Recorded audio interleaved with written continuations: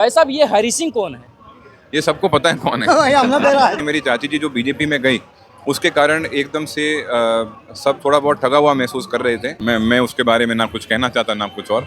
मैं तो वही कहता हूँ, मेरी बहन है, वो मेरी चाची है, मेरे लिए सामान्य है। तोशाम में लगातार अनिरुद्ध चौधरी के दौरे चल रहे हैं और इसमें कुछ बातें हैं जो हम आपको पहले ही बता देते हैं। एक तो मर्यादा में रहकर अनिरुद्ध चौधरी ये चुनाव लड़ रहे हैं और दूसरा एक हरी सिंह का नाम चल रहा है इस चुनाव में।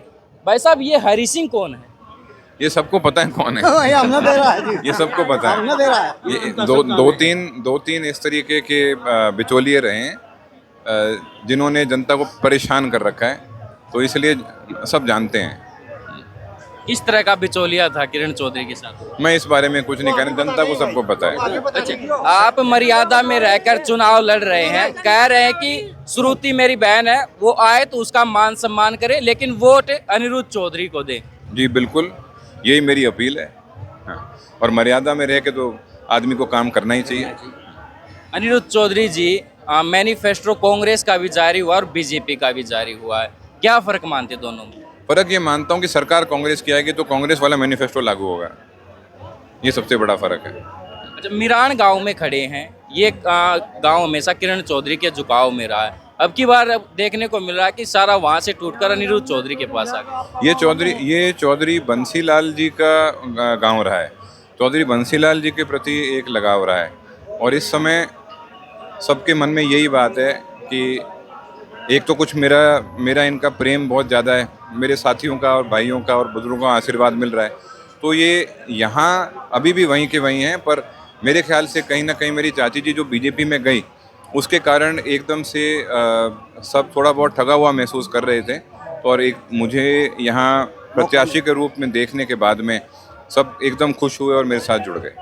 किरण चौधरी और श्रुति चौधरी, आप जिस प्रकार से मर्यादा में रहकर बात करते हैं, वो आप पर और आपके पिताजी पर तू तड़ाक से बात कर रही है। मैं उसके बारे में ना कुछ कहना चाहता ना कुछ और। मैं तो वही कहता हूँ, मेरी बहन है, वो मेरी चाची है, मेरे लिए सामान्य है। यहाँ के लोग हमने बातचीत की तो कह रहे हैं कि अनिरुद्ध चौधरी में बंसीलाल का रूप दिखता है और आप वादे भी कर रहे हैं कि जो पानी की समस्या उसको पूरा करें। क्या लगता है कांग्रेस की सरकार आने के बाद इस क्षेत्र में कितना विकास हो पाएगा? मुझे विश्वास है कि कांग्रेस की सरकार आने के बाद में इस इलाके में हम साथ मिलकर अच्छा विकास करा पाएंगे।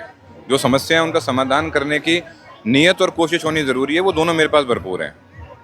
तो शाम में आप चुनाव लड़ रहे हैं, कह रहे हैं आप भी कि चौधरी बंसीलाल की विरासत संभालने के लिए, उधर किरण चौधरी और श्रुति चौधरी भी यही बात कह रही है, कौन संभालेगा असली विरासत? मैं ये बात नहीं कह रहा हूँ, वो बेशक कह रहे होंगे, मैं ये बात नहीं कह रहा हूँ।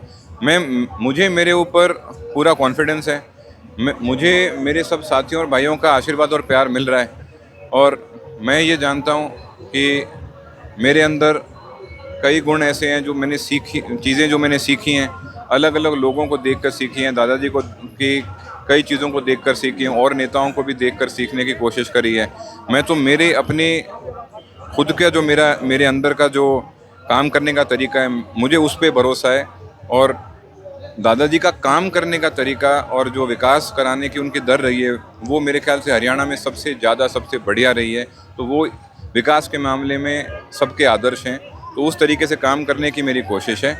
मैं और किसी बात पे मैं जा ही नहीं रहा। क्या लगता है क्या क्या समस्याएं तो शाम हल्के की? बेरोजगारी है समस्या, यहाँ पर पानी की समस्या है, पीने के पानी की समस्या है, ढाणियों में बिजली और पानी, इन चीज़ों की समस्या है, कई समस्या है। अब मैं इजाज़त लूँगा। बहुत बहुत धन्यवाद। अनिरुद्ध चौधरी से खास बातचीत की और उन्होंने जो शालीनता से सभी प्रश्नों के जवाब दिए, जिस प्रकार से बातें रहती, किरण चौधरी कह रही है, श्रुति चौधरी कह रही है कि जो विरासत का सवाल है वो विरासत श्रुति चौधरी की है, लेकिन जिस प्रकार से प्यार प्रेम अनिरुद्ध चौधरी को मिल रहा है, तो ये तस्वीरें आप मिरान से देख रहे थे। आपको क्या कुछ लगता है, तो शाम में अनिरुद्ध चौधरी भारी पड़ रहे श्रुति चौधरी पर या फिर किरण चौधरी पर? धन्यवाद।